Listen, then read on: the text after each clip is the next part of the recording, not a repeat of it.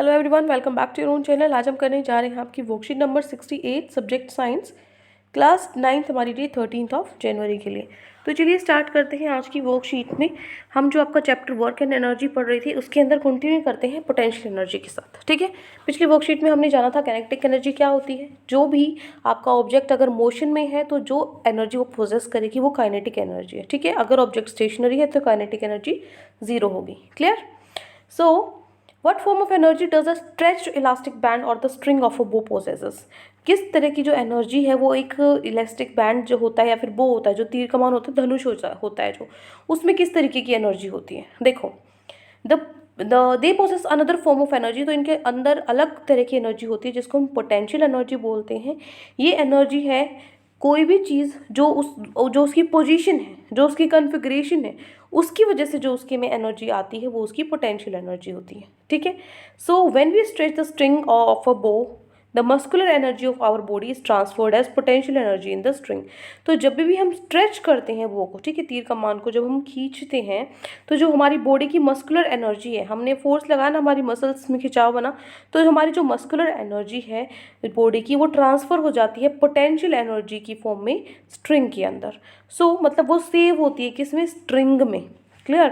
So this is converted to kinetic energy when arrow is release. जैसे ही हम उसको छोड़ते हैं, जो वो पोटेंशियल एनर्जी स्टोर हुई थी अब वो किस में बदल गई है? काइनेटिक एनर्जी में। काइनेटिक एनर्जी में बदल गई है तो मतलब काइनेटिक में क्या होता है? मोशन होता है। तो जो जब रिलीज करते हैं एरो को तो जो वो as it shape changes back to normal, तो वो दोबारा से खींच के वापस इस अपनी तरफ मोशन में आता है। ठीक है ना, इस तरीके से है तो ये वापस अपने मोशन में आ जाता है, मूव करता है ये। ठीक है, काइनेटिक एनर्जी की वजह से।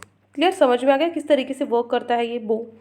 अब देखो, potential energy of an object at a height. अगर आपको पोटेंशियल एनर्जी निकालने किसी भी ऑब्जेक्ट पे, किसी हाइट पे, so when an object is raised through a height, जब भी कोई ऑब्जेक्ट रेज करते हैं किसी हाइट पे, उसकी जो पोटेंशियल एनर्जी है वो बढ़ती है। ठीक है, मतलब एक हाइट पे अगर आपने किसी ऑब्जेक्ट को रखा है तो उसकी पोटेंशियल एनर्जी बढ़ती है।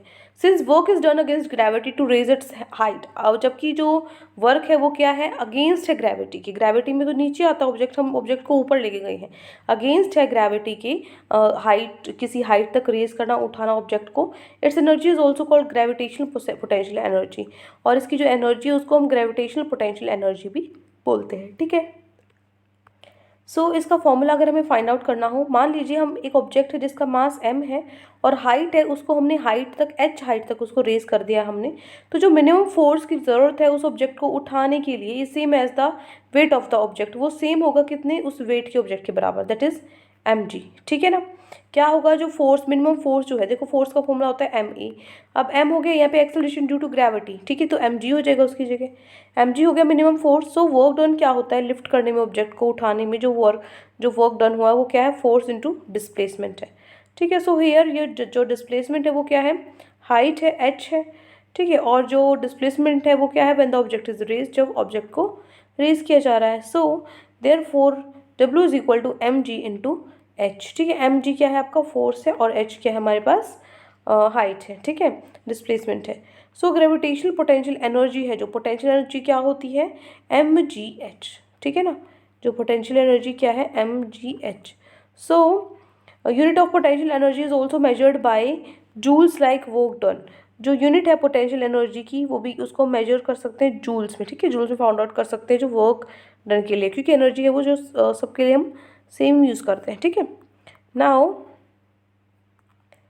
एग्जाम्पल 1। सो एग्जाम्पल में क्या है? An object of mass 2 kg, 2 kilo का एक मास है जो ऑब्जेक्ट का, उसको उठाया गया है 5 मीटर की हाइट तक, और उसके बाद फिर 10 मीटर की हाइट पर। ठीक है, 5 से 10 हो गई है। तो find the difference in the potential energy of object between these Heights. तो इन दो हाइट के बीच में जो पोटेंशियल में चेंज आया, डिफरेंस आया है, वो आपको बताना है। जी आपको लेना है 10 मीटर पर सेकेंड स्क्वायर। 9.8 तो लेते हो ना, उसको सीधा राउंड फिगर करके 10 यहाँ पे ले लिया। ठीक है, सो ग्रेविटेशनल पोटेंशियल एनर्जी का फॉर्मूला क्या होता है? mgh होता है, राइट। सो हाइट 5 मीटर पे mgh, h की जगह क्या रखोगे? 5 रखोगे। g आपका 10 रहता ही है, और m भी आपका 2 ही होगा। ठीक है, 2 दोनों के लिए। तो इसका क्या हो जाएगा? 2 10 जा 20 इंटू 5 100 जूल आ जाएगा। और 10 मीटर हाइट पे वही फॉर्मूला mgh, बस h की जगह क्या कर दो, 5 की जगह 10 कर दो।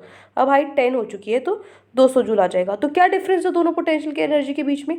डिफरेंस क्या होता है, दोनों को सब्ट्रैक्ट कर दो, 200 में से 100 माइनस करोगे, 100 जूल्स आपका आंसर आएगा।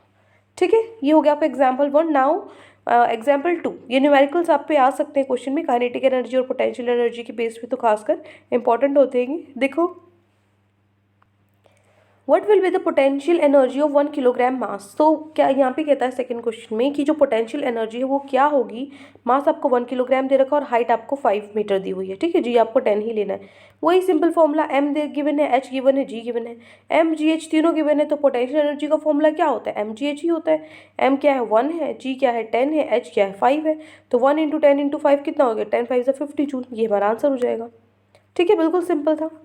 नेक्स्ट देखो, जो पोटेंशियल एनर्जी है बॉडी की वो डिपेंड करती है उसकी on it's height above the ground, कि वो ग्राउंड से कितनी ऊपर है, उस चीज़ पे पोटेंशियल एनर्जी डिपेंड करती है।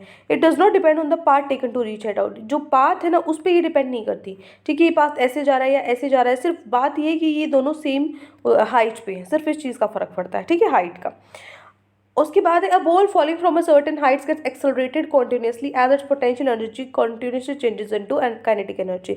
जो भी बॉल फॉल हो रही है, गिर रही है एक हाइट से, तो वो क्या होता है, उसके अंदर एक्सेलरेशन बढ़ता रहता है, क्योंकि जो उसकी पोटेंशियल एनर्जी है, ठीक है, वो किस में चेंज होती जा रही है, काइनेटिक एनर्जी में चेंज होती जा रही है। ठीक है, all its potential energy gets converted into kinetic on reaching the ground. और जो पोटेंशियल एनर्जी है वो क्या हो जाती है, काइनेटिक एनर्जी में ही बदल जाती है जब वो लास्ट में बॉल अगर ग्राउंड पे पहुंच जाती है तो। ठीक है, सो दिस इज योर वर्कशीट, जिसमें आपको जो थ्योरी पार्ट है हमने कंप्लीट कर लिया है। Now moving to our question answer. So 4 question आज आपकी वर्कशीट पे गिवन है। फर्स्ट से स्टार्ट करते हैं। सो ये 4 क्वेश्चन हैं, फटाफट से इनको कंप्लीट करते हैं। फर्स्ट क्वेश्चन है आपका, which of the two possesses potential energy, string of stretch बो और an arrow release from a बो। जो स्ट्रिंग है एक स्ट्रेच बो का, वो या फिर जो एरो छोड़ा गया है, तो इसमें से पोटेंशियल एनर्जी किस में है और क्यों है ये बताना है।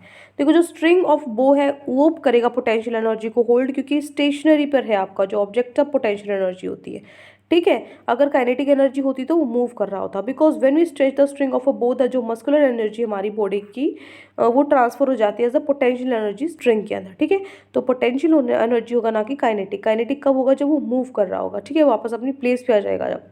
ठीक है, ये हो गया क्वेश्चन नंबर 1। नेक्स्ट है क्वेश्चन नंबर 2। सेकेंड क्वेश्चन है, derive potential energy of an object placed at height h above the ground. Derive आपको करना है, कैसे करोगे देखो।